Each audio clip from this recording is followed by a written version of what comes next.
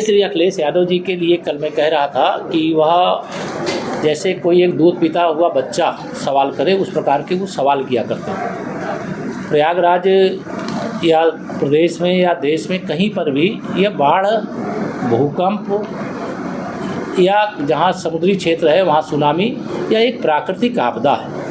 और प्राकृतिक आपदा के लिए सरकार को जितने ज़रूरी प्रबंध समयबद्ध तरीके से करना चाहिए वो किए गए हैं और आगे भी अगर कोई ऐसी परेशानी आएगी तो वो किया जाएगा। लेकिन श्री अखिलेश यादव जी सत्ता वियोग में बौखलाए, विचलित और अनाप शनाप बातें करते हुए घूम रहे हैं। उनको इस प्रकार की बातें करने की जगह अगर उनके मन में तनिक भी प्रदेश की जनता के प्रति या बाढ़ पीड़ितों के प्रति भाव है तो उनकी सेवा में समय लगाएं। उनके पास चूँकि कार्यकर्ता सेवा करने वाले नहीं हैं, गुंडे, अपराधी, माफिया, दंगाई, भ्रष्टाचारी ही हैं। लेकिन बयानबाजी में वो वीरता दिखाते हैं, लेकिन बयान से कुछ नहीं होता है। जनता की सेवा करनी पड़ती है। हमारी सरकार और हमारी पार्टी के कार्यकर्ता सेवा में समर्पित हैं और समर्पित भाव से काम। प्रदेश अध्यक्ष का चेहरा कब तक उजागर होगा बता रहे लोग? ये राष्ट्रीय नेतृत्व का विषय है, ये प्रदेश की ओर से कोई नहीं बता सकता है। और भारतीय जनता पार्टी यानी भाजपा, नया भारत है तो नई भाजपा है और भाजपा का नया नेतृत्व है। जो भी निर्णय होगा उसको जब होगा तो आप लोगों को जानकारी दीजिए। सर, प्रदेश की राजधानी में हिमालय सहकारी समिति की कंपनी है जो कि निर्बल सहकारी समिति के नाम से बना लेती है और तकरीबन 3,59,000 वर्ग मीटर जमीन का घोटाला होता है और उस पर लखनऊ के LDVC जो कालीन है उन पर भी आरोप होता है। तमाम लोगों को किया जाता है। 2018 में तैयार होती है, अभी भी कार्रवाई नहीं हुई। देखिए, ये तो ध्यान रखिए कि कोई गड़बड़ करेगा तो हमारी सरकार के समय जांच प्रक्रिया को पूरा करने तक तो वो बचा रह सकता है। लेकिन जांच प्रक्रिया पूरी होने के बाद अगर शिकायत में यह सत्यता पाई गई कि किसी ने गड़बड़ किया है तो उसकी बाकी ज़िंदगी सुख सुविधा से नहीं बीतेगी, उसकी बाकी ज़िंदगी जेल में बीतेगी। इसको लेकर के किसी को संशय नहीं होना चाहिए। सुप्रीम कोर्ट ने कहा है कि राहुल गांधी का सच्चे भारतीय होते तो ऐसा ना बोलते।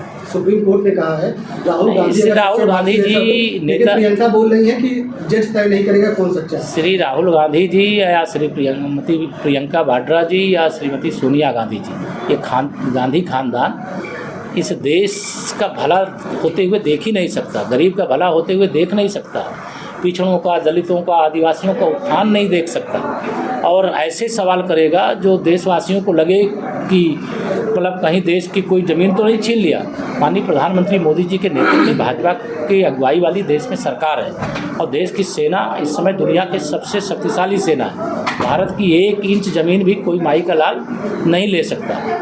लेकिन जो सवाल इनको संसद में पूछना चाहिए, पूछे सवाल, उनको कोई सवाल है, सवाल पूछने से संसद तो रोकती नहीं है। लेकिन ये तो हंगामा में समय काट दे।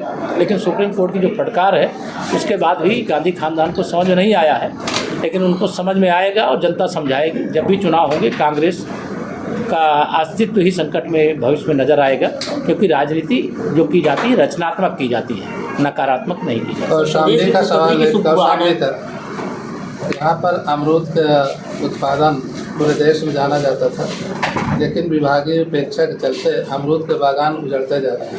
नहीं, वो उद्यान विभाग को इसके लिए निर्देश दिया है अमरूद को लेकर के। जो यहाँ की हमारी मुख्य फसल पहले अमरूद और अब केला, उसके लिए भी निर्देश दिया गया है। 50% बागान उजड़ चुके हैं। हाँ, उजड़ने के कई कारण हैं, लेकिन वो उजड़े ना, वो बढ़े और प्रोत्साहित आने वाले समय में उनकी आय की वृद्धि हो और जो क्षेत्रफल है वो घटने की जगह बढ़े, इसके लिए कार्य योजना बनाई जाएगी। एक जाति और धर्म विशेष के खिलाफ कार्रवाई के लिए पंचायत राज विभाग ने आदेश जारी किया था, वो गलत है। और जिसने जैसा आदेश जारी करते हुए कड़ा एतराज जताया और पंचायती राज संयुक्त निदेशक को सस्पेंड किया है। इसको लेकर विपक्ष लगातार सवाल उठा रहा है। नहीं, जिसने किया है वो कोई समाजवादी पार्टी का एजेंट टाइप का रहा होगा। सरकारी नौकरियों में तो भी सभा के समय के लोग भर्ती हैं और उसके खिलाफ कार्रवाई कर दी गई है। हमारी सरकार सबका साथ, सबका विकास, सबका विश्वास। थैंक यू सर, धन्यवाद।